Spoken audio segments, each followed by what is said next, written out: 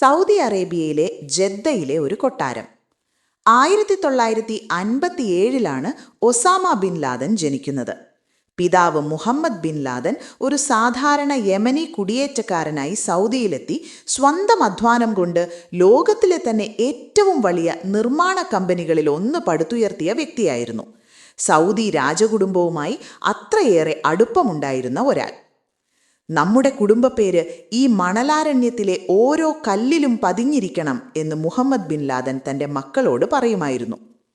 Muhammad bin ലാദന് 22 ഭാര്യമാരിലായി 50-ലധികം മക്കളുണ്ടായിരുന്നു. അതിൽ 10ാമത്തെ മകനായിരുന്നു Osama. ആ വലിയ ജനക്കൂട്ടത്തിനിടയിൽ ഒസാമ എപ്പോഴും ഒറ്റപ്പെട്ടവനായിരുന്നു. ഉയരമുള്ള, മെലിഞ്ഞ, അധികം സംസാരിക്കാത്ത ഒരു ബാലൻ. ജദ്ദയിലെ ഏറ്റവും മികച്ച സ്കൂളുകളിലൊന്നായ അൽ ഥഗർ മോഡൽ സ്കൂളിലായിരുന്നു ഒസാമയുടെ പഠനം. അവിടെ വെസ്റ്റേൺ സ്റ്റൈലിലുള്ള വസ്ത്രങ്ങളാണ് കുട്ടികൾ ധരിച്ചിരുന്നത്. ഒസാമയ്ക്ക് ഫുട്ബോൾ കളിക്കാൻ വലിയ താല്പര്യമായിരുന്നു. ആഴ്സണൽ എന്ന ഇംഗ്ലീഷ് ക്ലബിൻ്റെ ആരാധകനായിരുന്നു അവനെന്ന് പിന്നീട് പലരും ഓർത്തെടുക്കുന്നുണ്ട്. 17ാം വയസ്സിൽ തന്നെ ഒസാമയിൽ മതപരമായ മാറ്റങ്ങൾ പ്രകടമായി തുടങ്ങി. മറ്റ് സഹോദരങ്ങൾ ലണ്ടനിലും അമേരിക്കയിലും പോയി ആഡംബര ജീവിതം നയിച്ചപ്പോൾ ഒസാമ ഖുറാൻ പഠനത്തിലും ഇസ്ലാമിക ചരിത്രത്തിലും മുഴുകി. ഒസാമ, നീ എന്തിനാണ് എപ്പോഴും ഗൗരവത്തിലിരിക്കുന്നത്? നമുക്ക് കിട്ടാത്തതായി ഒന്നുമില്ലല്ലോ എന്ന് ചോദിച്ച സുഹൃത്തുക്കളോട് അവൻ പറഞ്ഞു, സമ്പത്തല്ല, മനഃശാന്തിയാണ് വലുത്. 17ാം വയസ്സിൽ അദ്ദേഹം നജ്വ എന്ന പെൺകുട്ടിയെ വിവാഹം കഴിച്ചു. പതുക്കെ പതുക്കെ പാശ്ചാത്യ സംസ്കാരത്തോടുള്ള ഒരുതരം വിരക്തി അയാളിൽ വളർന്നു. ബിസിനസ് അഡ്മിനിസ്ട്രേഷനിൽ ബിരുദം നേടിയ ശേഷം പിതാവിൻ്റെ കമ്പനിയിൽ സിവിൽ എഞ്ചിനീയറായി ജോലിയിൽ പ്രവേശിച്ചെങ്കിലും കോൺക്രീറ്റും കമ്പിയും അയാളുടെ മനസ്സിന് തൃപ്തി നൽകിയില്ല. 1979 ഒസാമയുടെ ജീവിതം മാറ്റിമറിച്ച വർഷം. 1979 അവസാന മാസങ്ങൾ. സൗദി അറേബ്യയിലെ മണലാരണ്യങ്ങളിൽ മഞ്ഞുകാലം തുടങ്ങുകയായിരുന്നു. ജദ്ദയിലെ വലിയ ബിസിനസ് സാമ്രാജ്യത്തിൻ്റെ എയർ കണ്ടീഷൻ ചെയ്ത മുറികളിലിരുന്ന് ഒസാമ ലാഭവിഹിതങ്ങൾ കണക്കുകൂട്ടേണ്ട സമയമായിരുന്നു അത്. പക്ഷേ റേഡിയോയിൽ നിന്നും പത്രങ്ങളിൽ നിന്നും വന്ന വാർത്തകൾ അയാളുടെ ആഡംബര ലോകത്തെ കീഴ്മേൽ മറിച്ചു. ആദ്യത്തെ പ്രഹരം വന്നത് മക്കയിൽ നിന്നായിരുന്നു. ഇസ്ലാമിലെ ഏറ്റവും വിശുദ്ധമായ മസ്ജിദുൽ ഹറം ഒരു സംഘം ആയുധധാരികൾ പിടിച്ചെടുത്ത വാർത്ത കേട്ട് ഒസാമ തരിച്ചിരുന്നു പോയി. തൻ്റെ കൺമുന്നിൽ തൻ്റെ രാജ്യം അപമാനിക്കപ്പെടുന്നത് അയാൾക്ക് സഹിക്കാനായില്ല. ആ പുണ്യഭൂമിയിൽ രക്തം വീണപ്പോൾ ഒസാമയുടെ ഉള്ളിലെ ശാന്തനായ ബിസിനസ്സുകാരൻ മരിക്കുകയും പകരം ഒരു മതപോരാളി ജനിക്കുകയും ചെയ്തു. ഭരണകൂടം പാശ്ചാത്യരെ പ്രീതിപ്പെടുത്താൻ ശ്രമിക്കുമ്പോൾ നമ്മുടെ വിശ്വാസം അപകടത്തിലാവുകയാണ് എന്ന് അയാൾ തൻ്റെ അടുത്ത സുഹൃത്തുക്കളോട് മന്ത്രിച്ചു. പക്ഷേ അതൊരു തുടക്കം മാത്രമായിരുന്നു. ആ ആഴ്ചകളിൽ തന്നെ വടക്ക് അഫ്ഗാനിസ്ഥാനിലെ മലനിരകളിൽ നിന്ന് മറ്റൊരു വാർത്തയെത്തി. ലോകശക്തിയായ സോവിയറ്റ് യൂണിയൻ അഫ്ഗാനെ കീഴടക്കി മുന്നേറുകയാണ്. കമ്മ്യൂണിസ്റ്റ് ഭരണകൂടത്തിൻ്റെ ടാങ്കുകൾ അഫ്ഗാനിലെ ഗ്രാമങ്ങളിലൂടെ ഇരച്ചു കയറുന്നു. മുസ്ലിം രാജ്യങ്ങൾ ഓരോന്നായി നിശബ്ദമാകുമ്പോൾ ഒസാമയ്ക്ക് അടങ്ങിയിരിക്കാൻ കഴിഞ്ഞില്ല. അയാൾ തൻ്റെ പിതാവിൻ്റെ കോടികൾ വിലമതിക്കുന്ന കമ്പനിയിലെ പണിയായുധങ്ങൾ നോക്കി. ബുൾഡോസറുകൾ, വലിയ ക്രെയിനുകൾ, പാറ തുരയ്ക്കുന്ന യന്ത്രങ്ങൾ. ഇതൊക്കെ ഇനി എഞ്ചിനീയറിങ്ങിനല്ല, യുദ്ധത്തിനുള്ളതാണ്, അയാൾ ഉറപ്പിച്ചു. തൻ്റെ കയ്യിലുള്ള ഭീമമായ സ്വത്തും ആധുനിക യന്ത്രങ്ങളും ലോകത്തിൻ്റെ വിവിധ ഭാഗങ്ങളിൽ നിന്നുള്ള യുവാക്കളെയും കൂട്ടി അയാൾ അഫ്ഗാൻ അതിർത്തിയിലേക്ക് തിരിച്ചു. അവിടെ പുകയുന്ന മലനിരകളിൽ ഒസാമ എഞ്ചിനീയറിങ്ങും യുദ്ധവും തമ്മിൽ വിളക്കിച്ചേർത്തു. സോവിയറ്റ് യൂണിയന്റെ മിസൈലുകളെ പ്രതിരോധിക്കാൻ അയാൾ മലകൾ തുരന്ന് കൂറ്റൻ ഗുഹകൾ നിർമ്മിച്ചു. ആധുനികമായൊരു യുദ്ധമുറയ്ക്ക് അടിത്തറ പാകി. വിരോധാഭാസമെന്ന് പറയട്ടെ, അന്ന് സോവിയറ്റ് യൂണിയനെ തകർക്കാൻ ഒസാമയ്ക്ക് കൂട്ടുനിന്നത് അമേരിക്കൻ ചാരസംഘടനയായ CIA ആയിരുന്നു. അവർ നൽകിയ സ്റ്റിങ്ങർ മിസൈലുകളും പണവും ഉപയോഗിച്ച് ഒസാമ തൻ്റെ പോരാളികളെ ഒരു വലിയ സൈന്യമാക്കി മാറ്റി. ആ ഗുഹകൾക്കുള്ളിൽ ഇരുന്നു കൊണ്ട് അയാൾ ഒരു പുതിയ സ്വപ്നം കണ്ടു തുടങ്ങി. ഇന്ന് സോവിയറ്റ് യൂണിയൻ, നാളെ നമ്മളെ എതിർക്കുന്ന മറ്റാരും. ഒരു ബിസിനസ് സാമ്രാജ്യത്തിൻ്റെ അനന്തരാഗവികാശി, ലോകം കണ്ട ഏറ്റവും വലിയ വേട്ടക്കാരനായി മാറുന്നതിൻ്റെ ആദ്യ പടവുകൾ അവിടെയായിരുന്നു. 1989 സോവിയറ്റ് സൈന്യം അഫ്ഗാനിസ്ഥാനിൽ നിന്ന് പൂർണ്ണമായും പിന്മാറി. ഒസാമ ബിൻ ലാദൻ അന്ന് മുസ്ലിം ലോകത്തിന് ഒരു മഹാനായകനായിരുന്നു. തൻ്റെ കോടികളും അധ്വാനവും കൊണ്ട് ഒരു വൻശക്തിയെ മുട്ടുകുത്തിച്ച പോരാളി. അയാൾ തിരികെ സൗദി അറേബ്യയിലെത്തി. പക്ഷേ പഴയതുപോലെ ബിസിനസ്സിൽ ശ്രദ്ധിക്കാൻ അയാൾക്കു കഴിഞ്ഞില്ല. അയാളുടെ മനസ്സിൽ ഇപ്പോഴും യുദ്ധക്കളത്തിലെ വെടിമരുന്നിൻ്റെ മണമായിരുന്നു. 1990 സദ്ദാം ഹുസൈൻ്റെ നേതൃത്വത്തിലുള്ള ഇറാഖ് സൈന്യം കുവൈത്തിനെ ആക്രമിച്ചു കീഴടക്കി. തൊട്ടടുത്തുള്ള സൗദി അറേബ്യ ഭയന്നുപോയി. ഒസാമ നേരെ സൗദി രാജകുടുംബത്തിൻ്റെ അടുത്തെത്തി. പ്രഭോ, വിദേശികളുടെ സഹായം നമുക്ക് വേണ്ട, ഒസാമ ആത്മവിശ്വാസത്തോടെ പറഞ്ഞു. എൻ്റെ അഫ്ഗാനിൽ റഷ്യയെ തോൽപ്പിച്ച മുജാഹിദീൻ സൈന്യം തയ്യാറാണ്. നമ്മൾ ഈ മണ്ണിനെ സംരക്ഷിക്കും. പക്ഷേ സൗദി രാജാവ് ആ നിർദ്ദേശം തള്ളി. പകരം അവർ അമേരിക്കയുടെ സഹായം തേടി. ലക്ഷക്കണക്കിന് അമേരിക്കൻ സൈനികർ സൗദി അറേബ്യയിലെ മണലാരണ്യങ്ങളിൽ താവളമടിച്ചു.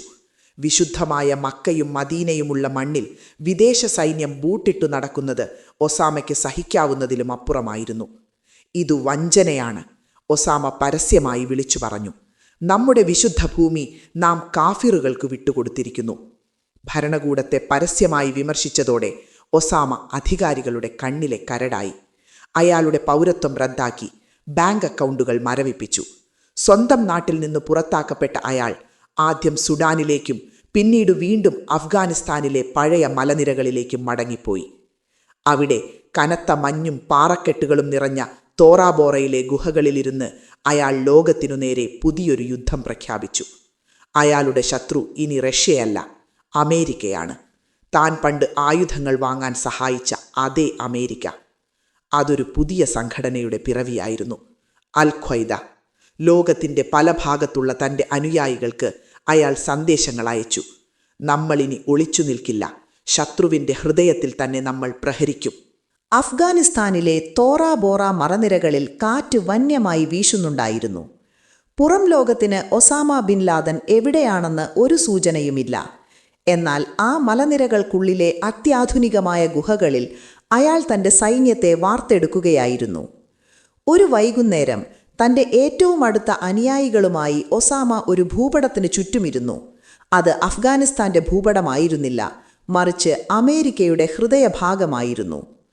നമ്മൾ അവരെ അവരുടെ മണ്ണിൽ പോയി നേരിടണം, വളരെ ശാന്തനായി എന്നാൽ ഉറച്ച സ്വരത്തിൽ ഒസാമ പറഞ്ഞു.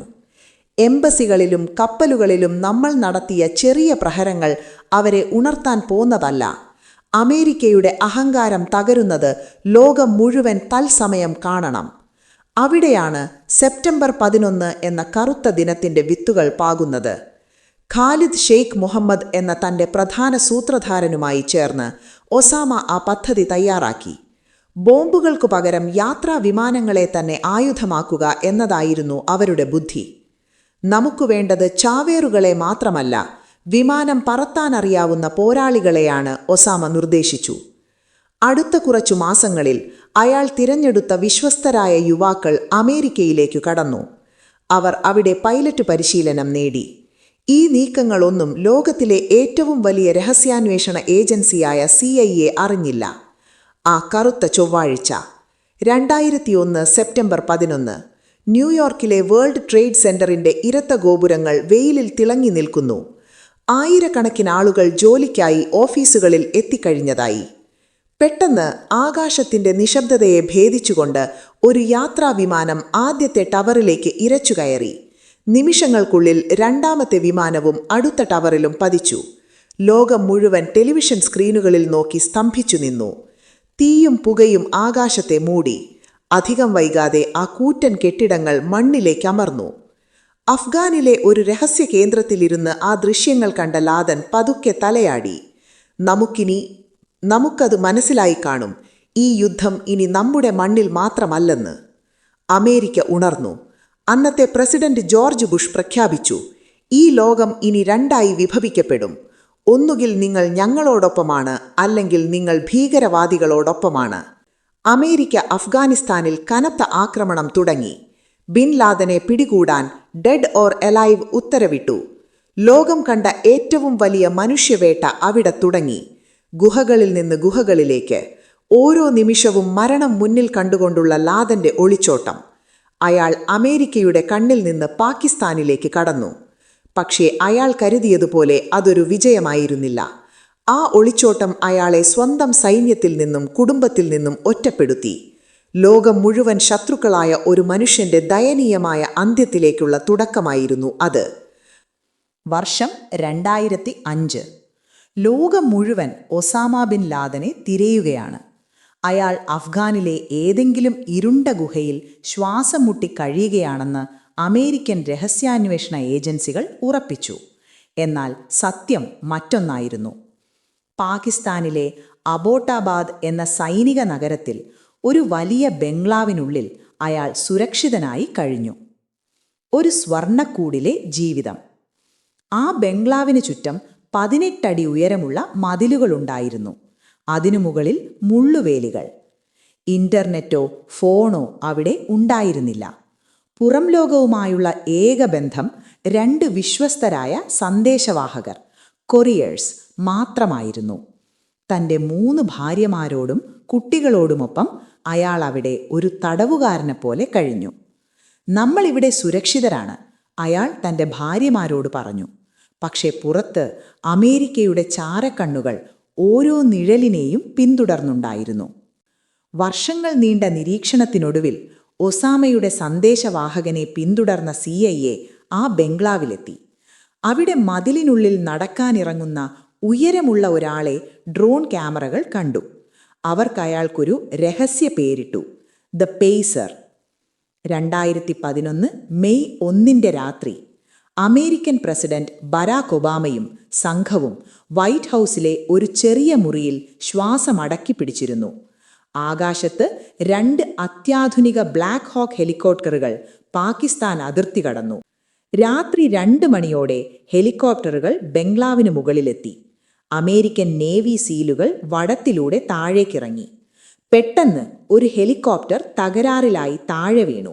പക്ഷേ കമാൻഡർമാർ പതറാതെ അകത്തേക്ക് ഇരച്ചുകയറി. താഴത്തെ നിലയിൽ വെടിയൊച്ചകൾ മുഴങ്ങി.